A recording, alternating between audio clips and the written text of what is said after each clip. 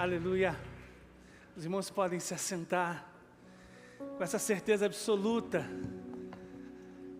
de um encontro eterno com o Redentor da nossa alma. Nós já pregamos, enquanto equipe pastoral, muitas vezes sobre a volta de Jesus. Obrigado, dupla dinâmica.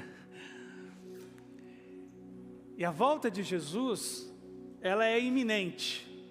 Eu nunca vi, eu já sou convertido e tenho um ministério pastoral já há muito tempo, mas eu nunca vi tantos vídeos sendo produzidos a respeito da volta de Jesus.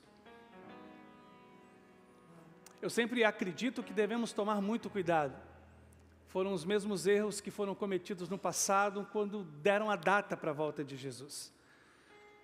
Mas é evidente que nós estamos cada vez mais perto desse dia. Existem muitos sinais, eu concordo, embora tenham uma escatologia, que não serão necessários sinais para a volta dele. Por isso que a volta é iminente. Se nós pudermos observar os sinais, nós nos prepararemos para a volta. E a Bíblia diz que isso não será possível. Virá num dia, ele voltará num dia em que nós não damos conta. Pode ser hoje, talvez amanhã numa rotina comum, enquanto você se prepara tirando o carro da garagem, para poder ir trabalhar, ou à noite quando for estudar. Será assim, num piscar de olhos à volta dele. A pergunta que não quer calar, que a igreja tem feito em toda a face da terra, é se você está preparado para este encontro. Eu quero te dizer que eu não estou preparado para muitas coisas, mas para esta, que eu acabei de afirmar, preparadíssimo. Porque eu desejo esse encontro. A minha alma espera pelo encontro com o Redentor dela. Você também? Levante sua mão aí. Amém. Que a gente cante essa verdade em todos os demais dias da nossa vida. Eu estou aqui posicionado no lugar certo, João? Estou? Muito obrigado, Jori, porque outro dia eu estava errado aqui na minha localização aqui, por causa da iluminação. Hoje de manhã fomos muito abençoados. O Elias, que é filho do pastor Ézio, nos prestou uma homenagem singela de um filho pregando a paz e também abençoando o coração do seu papai. Ele usou muitas experiências enquanto filho, vividas sobre a paternidade do pastor Ézio. E eu fui muito abençoado. Acredito que aqueles que estiveram de manhã poderão confirmar com um amém. Nós fomos muito, muito abençoados. E eu espero também ser um instrumento da parte de Deus para trazer uma palavra que transforme o teu coração. Uma palavra que traga conforto ao teu coração. Uma palavra que te motive a oferecer a Deus uma atitude.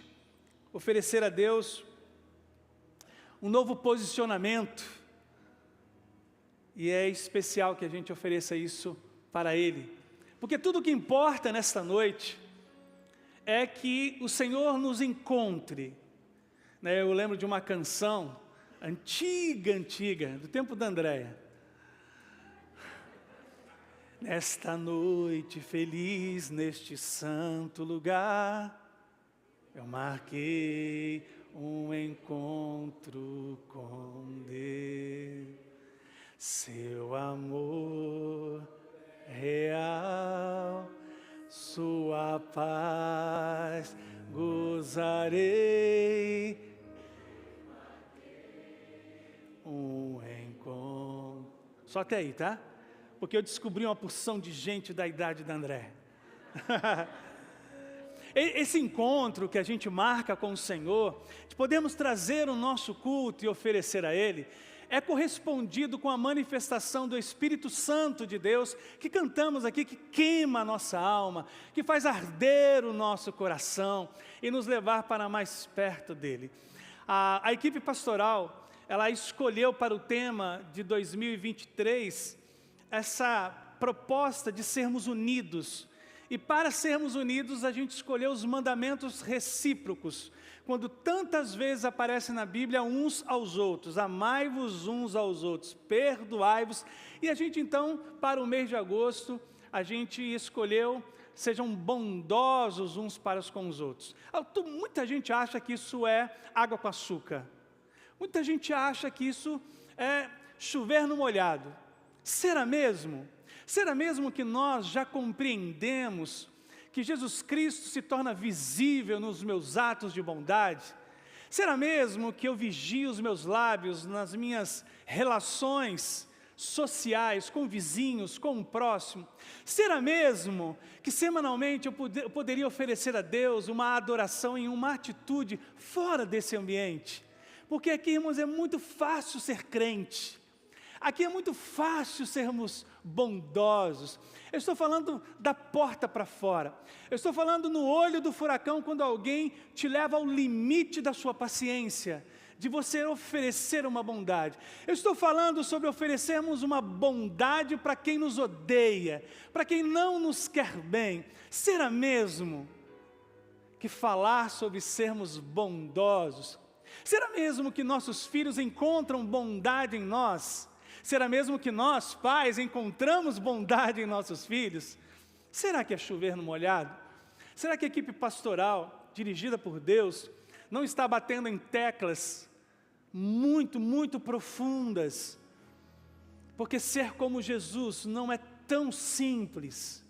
Morrer para si mesmo, tomar a cada dia a sua cruz e segui-lo, não é uma tarefa simples. Senão, irmãos, todos escolheriam a porta estreita, todos se renderiam. Não é muito simples perdoarmos quem nos ofendeu. Pela manhã, quando nós terminamos a celebração, cheios da graça de Deus, uma pessoa me procurou e disse: pastor, você pode orar por mim? Eu falei: claro que sim. Você quer que eu ore por algum motivo? Sim.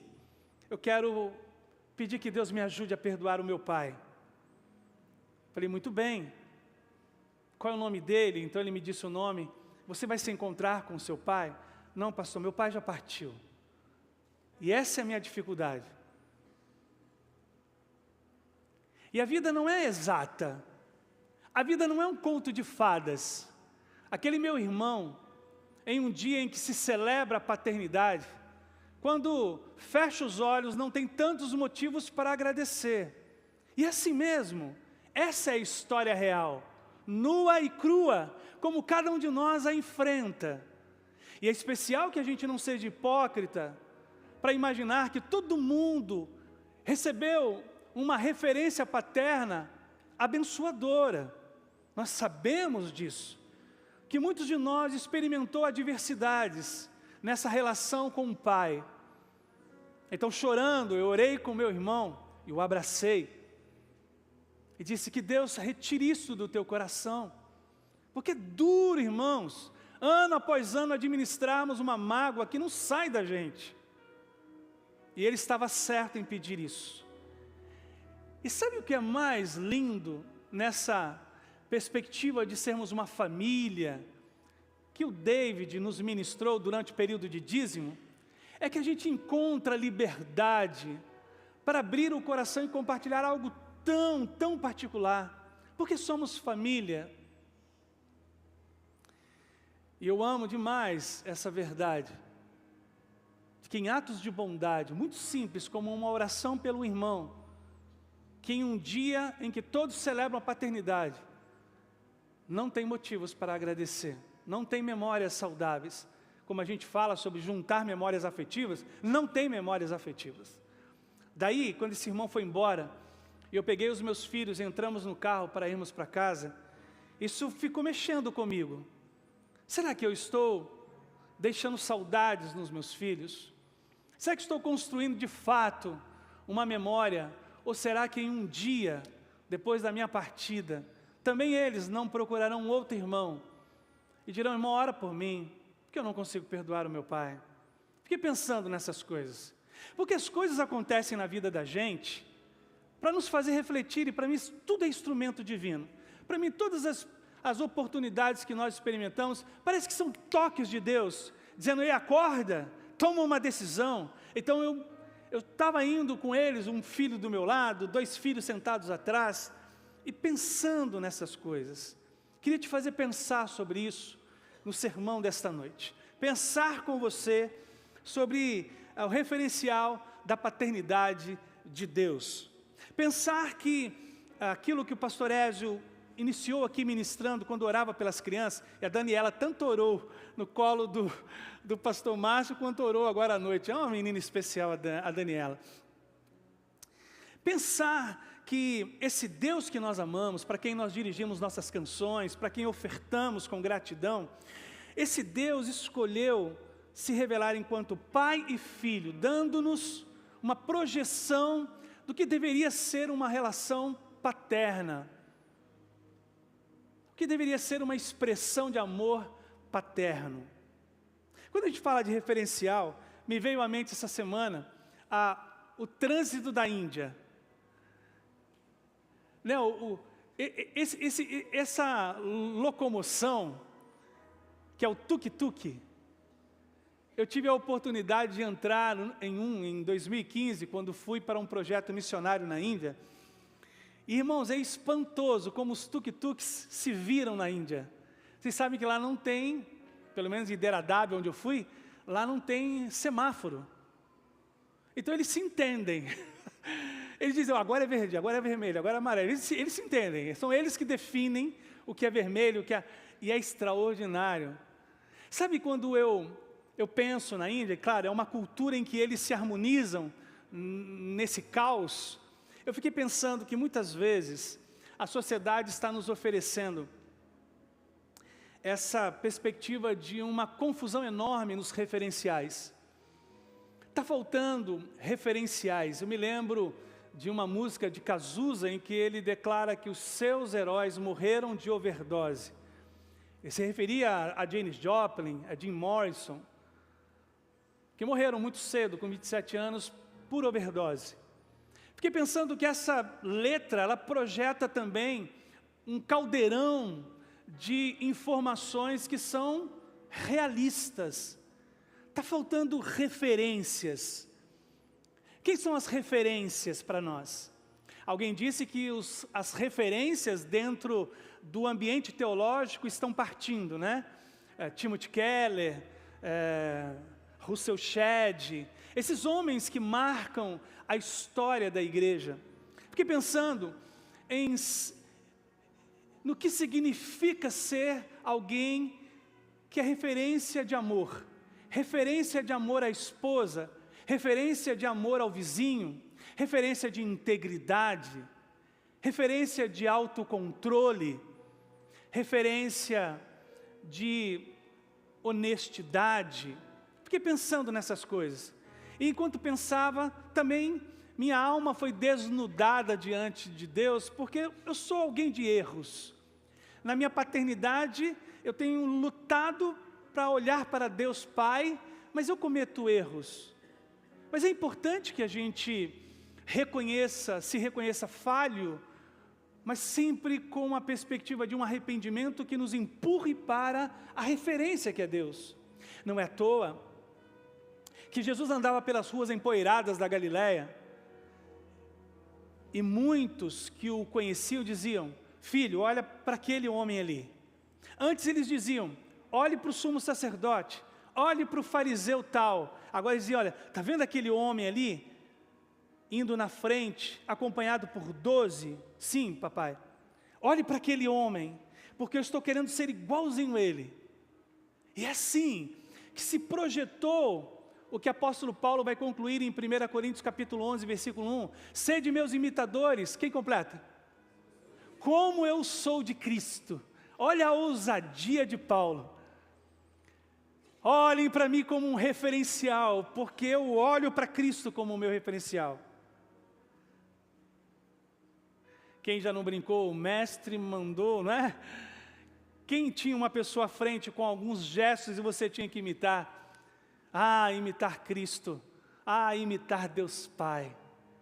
Então eu quero levar vocês por uma jornada em que um filho tem uma relação prazerosa com seu pai.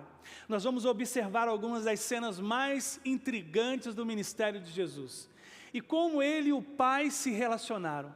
Para alguns de nós vai ser uma surpresa gostosa ver Jesus conversando com o Pai conversando com o Filho, coisas que talvez a gente ainda não tinha se dado conta de que era uma relação que estava diante dos olhos de cada ser humano que conviveu com o Filho de Deus aqui na terra.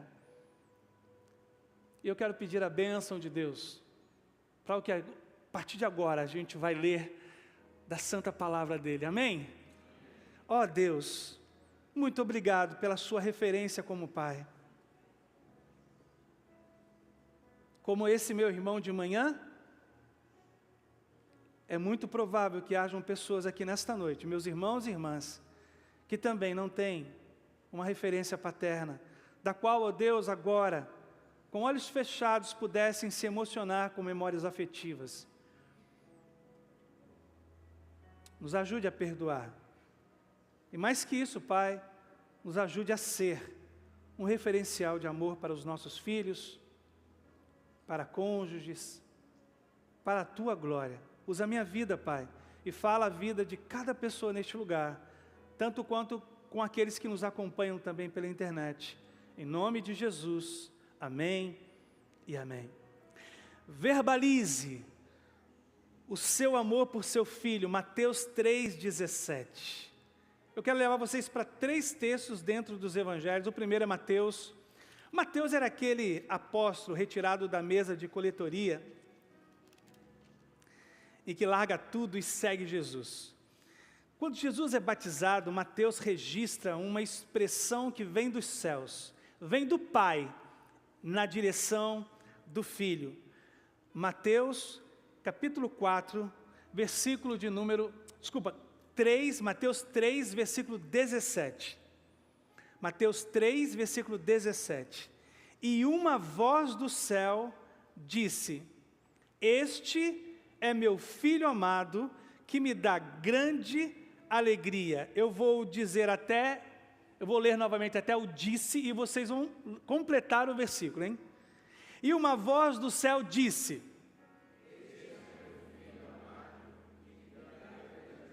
Quem está na margem do Jordão, ouviu. João Batista ouviu. Foi uma voz audível. Tanto o Espírito desce como uma forma de pomba e pousa sobre Jesus, segundo o relato bíblico, do evento do seu batismo, quanto eles se dão conta de que uma voz, como voz de trovão, rasga o céu, dirigida ao Filho, este, que vocês veem no centro do Rio Jordão, sendo batizado, é meu Filho amado. Parece que o Pai está dizendo com um orgulho santo, sabe? Não orgulho pecaminoso, aquela alegria, aquele contentamento. Ele está dizendo: observem, porque este é meu Filho amado, e ele me dá muita alegria. Muita alegria. Uma vez eu e a André fomos visitar uma casa, era um almoço de domingo, e o filho era pequeno, daqueles elétricos, tipo Marcos Davi quando era pequeno, ligado no 220, e o menino era para lá, e o menino era para cá, e ele querendo conversar, e o menino falando alto. Eu falei: capeta! Eu falei: que isso, irmão? Que isso? Não chame seu filho disso, não. Daquele tipo, lembra do limite? No limite você solta palavras. Eu falei: não fala isso não. Teu filho é presente de Deus. Teu filho é herança. Teu filho é flecha, que diz a palavra. Não chame deste nome. E a nossa palavra tem sim, da parte de Deus, uma autoridade, tem poder. Eu disse: não fale mais isso. Olha que diferença do Pai. O Pai rasgando o céu e chamando a atenção de centenas de pessoas que eram conduzidas para o deserto da Judéia e que em eventos como o do batismo se amontoavam às margens do Jordão. Vocês ouviram o que eu ouvi? Ouvi. É uma voz que veio do céu, dizendo que este que foi batizado, Jesus de Nazaré, é um Filho amado e dá muita alegria. Você já experimentou dizer isso publicamente? Você já pegou seu filho e numa roda de amigos, abraçando ele, diz: olha, esse é um filho que eu amo demais, e ele me dá muita alegria. Já experimentou, você que é da rede social, postar algo que elogie ele? Já experimentou dizer isso na cara do seu filho, né? Da sua filha? Filha, você me dá muita alegria. Ou as nossas palavras em volume são muito mais de chamada de atenção, de correção de erro, de dizer: olha, errou de novo, falhou de novo. Eu me recordo de uma das minhas primeiras aulas da faculdade de psicologia, a professora nos orientando sobre a marca da primeira infância que nossas palavras podem produzir. Então ela estava dizendo, dentro da psicologia, o que alguém pode desmontar em termos de construção da personalidade de uma criança. Então muitas vezes nós ouvimos: você não vai dar em nada, você não vai ser ninguém, só dá trabalho, é um fardo. Aí vem Deus Pai como referência e diz: ei, vocês, olhem para cima. Aí eles olharam: está vendo, esse é meu filho, eu tenho tanta alegria nele. Gente, isso é muito gostoso. Quer uma referência? Talvez a sociedade não te ofereça. Talvez os filmes hollywoodianos não te ofereçam. O Deus Pai se revela como um Deus que verbaliza o seu amor, que não tem vergonha. Há uma diferença entre seu filho saber que você o ama e isso ser expresso de forma pública. Eu acredito que Jesus não tinha dúvida do amor do Pai. Eu acredito que Jesus não tinha dúvidas de que dava muita alegria para o seu Pai. Por que então fazer isso publicamente? Que vexame, Deus! Para que se expor? É porque para Deus isso é importante. É importante para Deus que nossos filhos reconheçam que publicamente nós expressamos um sentimento por Ele. Nós o aplaudimos nas formaturas, nós os aplaudimos quando tiram 10. Já queria me acompanhar aí alguém? Nós os aplaudimos quando eles começam a andar, a primeira palavra expressa. Tanto quanto também a gente precisa corrigi-los. Mas me parece que nós somos tão mais públicos nas correções do que nas verbalizações de amor. Eu pensei sobre isso. Que digo pouco para Giovana o quanto eu a amo. Que digo pouco para o Arthur o quanto eu o amo. Que digo pouco para o Davi o quanto eu o amo. Então eu estou corrigindo essas coisas em mim. Agora há pouco fui levar um dos meus filhos, eu disse: filho, eu tenho muito orgulho de você, do homem que você está se tornando. E é tão bom poder dizer isso. Quebre a sua timidez, irmão. Quebre a sua timidez. Pastor, mas meu pai não me falou. Sim, mas te fez falta. Eu escrevi uma frase quando me tornei pai aos 33. Meus filhos me darão a oportunidade de ser o pai que eu nunca tive. Mas meu pai foi tão profundo na minha vida. Foi tão presente. Mas nos descobrimos nos nossos filhos. Então, se você não recebeu, em Cristo você tem potencial para dar. Pense nisso. Como eu queria só hoje, o que eu vou falar que eu queria. Como eu queria ver vocês chegando em casa hoje, mas só hoje. E vê-los obedecendo a palavra. Chamando um filho que já é barbudo, dando um beijo no rosto dele. Nunca fez: pai, você está bem? Mãe, pai está bem? Me beijou, me disse que me ama. Que negócio é esse? O Deus Pai não tem problema com isso. O Deus Pai, esse é o meu filho amado, que me dá muita alegria. Ofereça ao seu filho o seu exemplo. João capítulo 5, versículo 19. Evangelho de João capítulo 5, versículo 19. O Deus Pai, Ele é alguém que verbaliza o seu amor sem nenhuma vergonha, sem nenhum protocolo. Mas Ele é alguém que oferece exemplo. E eu gosto demais dessa palavra de Jesus a respeito do seu Pai. João capítulo 5, versículo 19. E Jesus respondeu: eu lhes digo a verdade, o filho não pode fazer coisa alguma por sua própria conta. Ele faz apenas o que vê o Pai fazer. Aquilo que o Pai faz, completem, o filho também faz. Gente, olha que pérola! Você já passou os seus olhos tantas vezes sobre esse texto e só conseguiu se concentrar na discussão entre Jesus e os fariseus, os religiosos. Olha a pérola! Está dizendo, eu e o Pai, nós temos uma relação tão poderosa, que o que faço porque vejo o meu Pai fazendo. Agora você imagina, quando Jesus estende a mão para curar, é porque Ele viu o Pai estendendo a mão para curar. Quando Ele se assenta num poço para resgatar uma mulher tomada por uma angústia tremenda, que é a mulher samaritana, é porque Ele viu o Pai fazendo isso, quebrando qualquer tipo de dificuldade, quebrando qualquer tipo de barreira intelectual, barreira cultural, barreira religiosa. Quando Ele disse para Zaqueu, Zaqueu, desça depressa, porque eu vou me hospedar, porque Ele aprendeu com o Pai a enxergar as pessoas, a ter compaixão, a ter voz que ergue.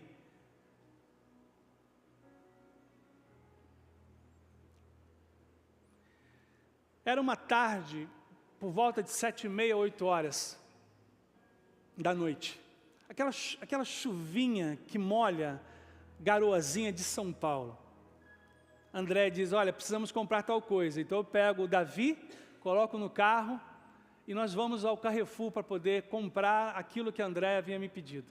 E aí era tipo perto do pagamento, então muita gente estava naquele supermercado lotado.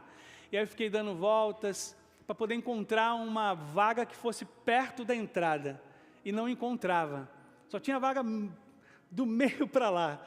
E aí eu arrisquei parar numa vaga que não me pertencia como direito. E quando eu me preparo para acertar o carro, só vejo uma mãozinha assim. Pai, essa vaga aí não é sua, né? É, filho, claro que não é, filho. Eu só estava dando uma olhada. Eu ia parar na vaga. Nossos filhos nos observam. Nossos filhos nos veem. Eles veem a forma como tratamos nossas esposas. Eles nos veem na forma como nós tratamos o porteiro.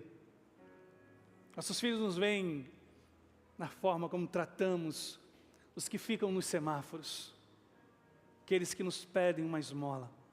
Nossos filhos nos veem, nos observam. E Jesus disse algo profundo. Aquilo que o Pai faz, o Filho também faz. Somos heróis para os nossos filhos. Fumamos, eles também fumarão. Nos embriagamos, vão se embriagar também. Porque aquilo que o Pai faz, o Filho também faz. Ser referência não é uma tarefa simples, mas urgente, necessária. Então a forma como eu trato a minha esposa repercute no coração do Arthur e do Davi como tratarão suas esposas no futuro. E é especial que nós, enquanto pais, e eu estou aqui no mesmo barco, navegando no mesmo mar das mais adversas dificuldades. Tudo bem pedir perdão ao filho por um erro que você cometeu. Isso é digno. Quando nós somos capazes de olhar nos olhos do nosso filho, depois de termos dito que eles nos dão muita alegria, filho, preciso te pedir perdão, eu errei. Tudo bem, seus filhos lembrarão que você é humilde para reconhecer os seus erros. não é prepotente e arrogante. Mas oferecer o nosso exemplo, irmãos, não é negociável, não é uma opção.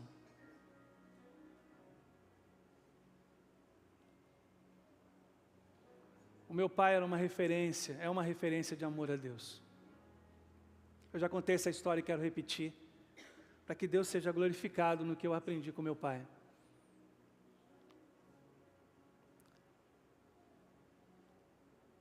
O quarto do meu pai tinha taco de madeira. Quantos se lembram dessa época dos tacos de madeira? Difícil encerar, né, irmão? Para abrir aquela lata já era um negócio difícil, lembra? Eu ia lá com a chave de fenda. Eu encerei muitas vezes os tacos dos quartos e da sala. Às vezes a gente revezava, eram minhas irmãs. E eu me lembro de estar encerando o quarto, passando, né, ajoelhado, e com um pano. E chegava ali perto de uma região da cama do meu pai, que eu passava, daqui a pouco eu vinha com um pano, a gente não tinha enceradeira naquela época, mas não pegava brilho. Pai, tem coisa errada nesse negócio aqui. E tipo, eu passo cera, pai. E depois eu passo o pano seco, não dá. Ele falou assim, filho, senta aqui. Aí eu sentei na cama com meu pai. Esse aqui é o canto que o pai ora. Mas e daí, pai? É que esse lugar, filho, é onde a testa do pai, meu pai só tem um braço e uma perna. Esse é o canto quando o pai se ajoelha e coloca a cabeça no chão. Então são as lágrimas, filho. Tem sal demais aí. Ah, como eu chorei aquele dia. Referência de oração. Nunca me escrevi. Dá um livro.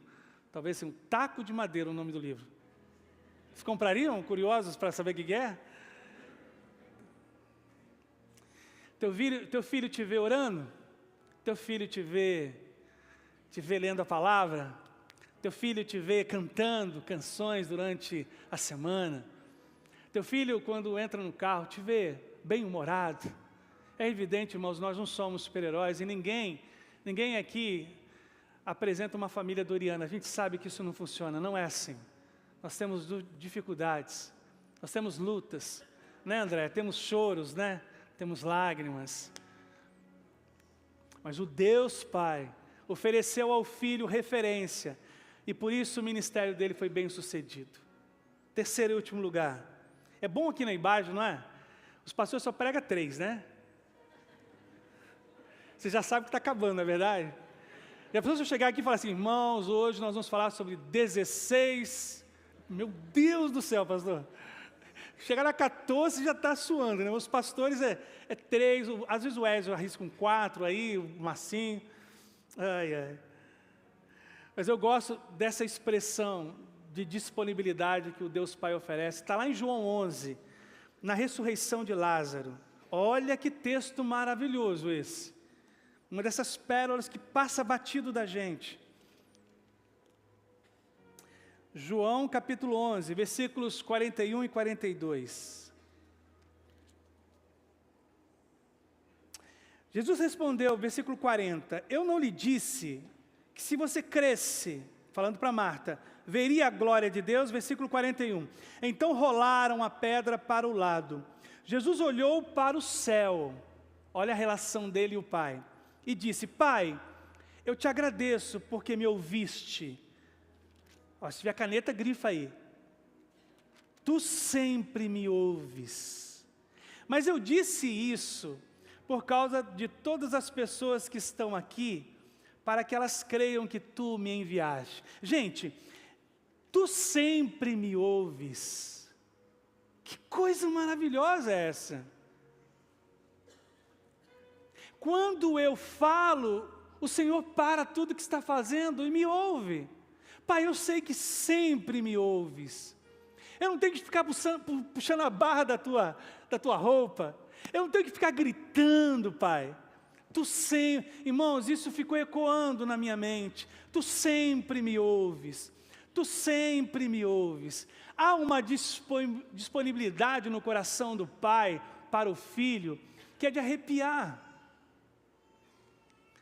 Tem aquela história, e eu imitei essa história, do pai que tinha que fazer serão duro.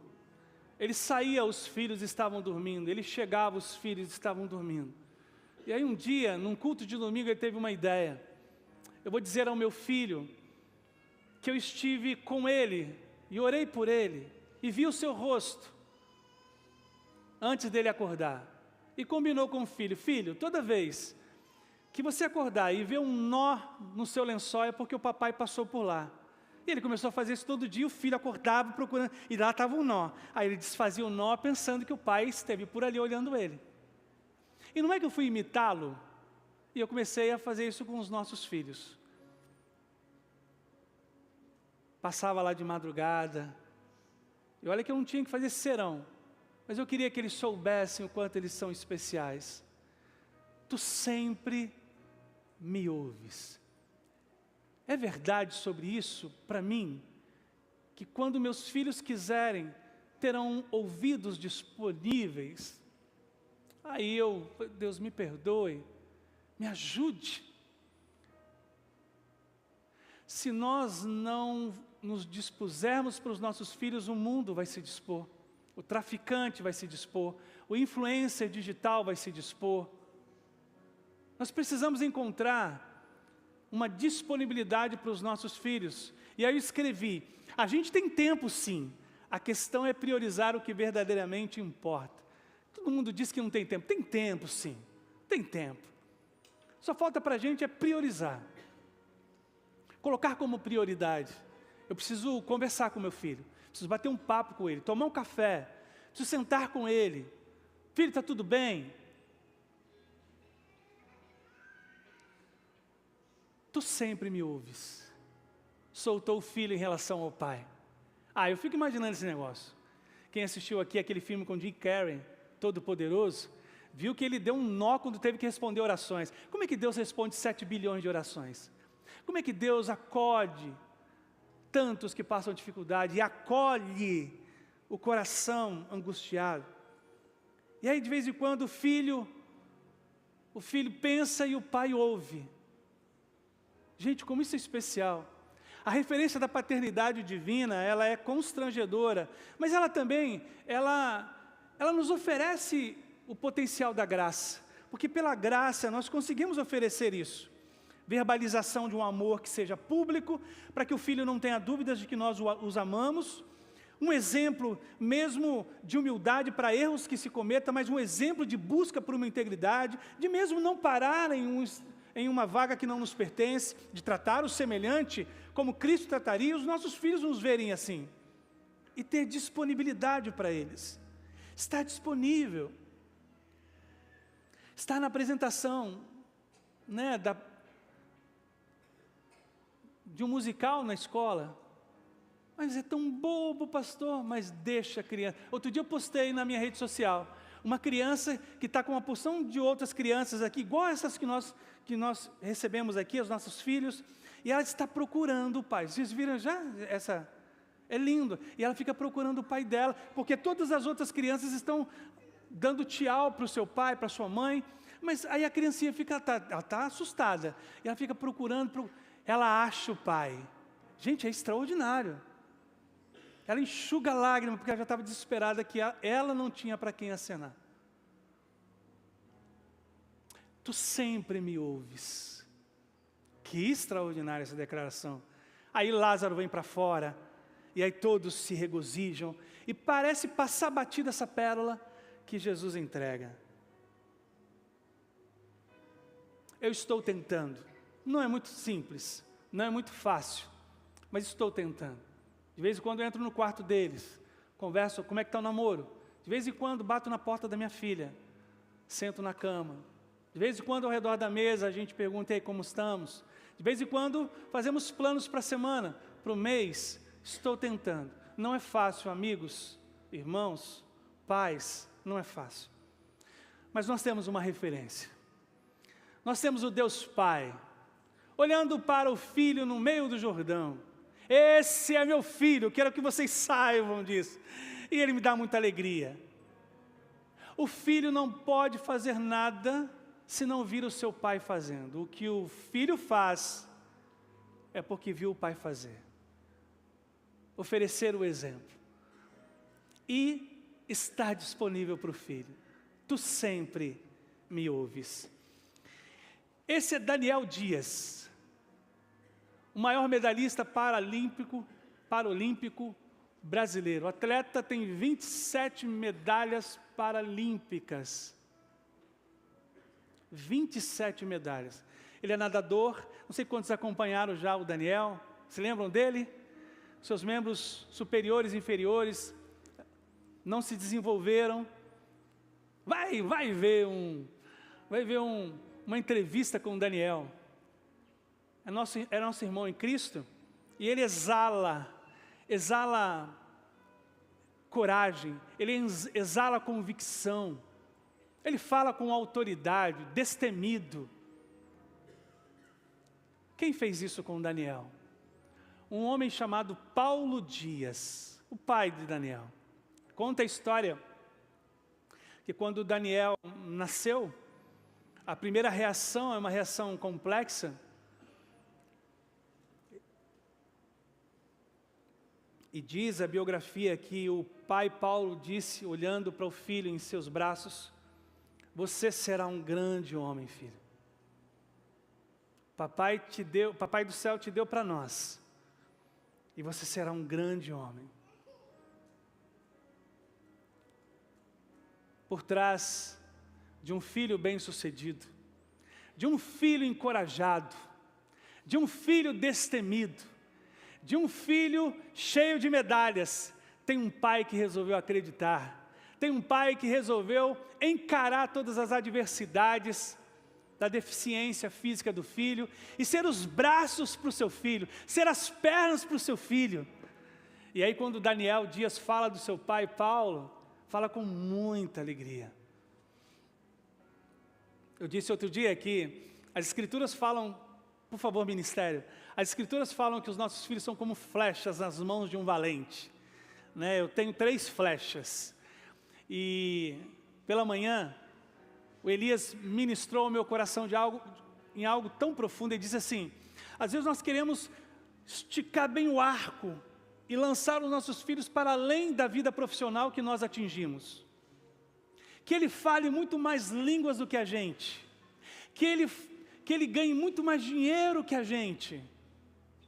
E esse é um dos erros que nós cometemos, de querer que os nossos filhos sejam mais bem-sucedidos. Tudo bem, mas tem que ter um primeiro aqui. A primeira investidura é que você vai esticar o seu filho e mirar a eternidade, irmãos, que de nada terá valor se nossos filhos forem bem-sucedidos e serem apenas um registro histórico, não herdarem a eternidade, não tiverem certeza da vida eterna. E eu falei: é verdade, é isso. O Daniel é tão bem sucedido nas Paralimpíadas, quanto também no reino eterno que o aguarda. Preparemos os nossos filhos também para a eternidade. Isso é ter em Deus uma referência, a referência da paternidade divina. Nós vamos cantar uma das canções que a Ibage canta, e eu sinto essas pilastras assim às vezes estremecerem. E você vê a Mari vai marchando, cadê a Mari?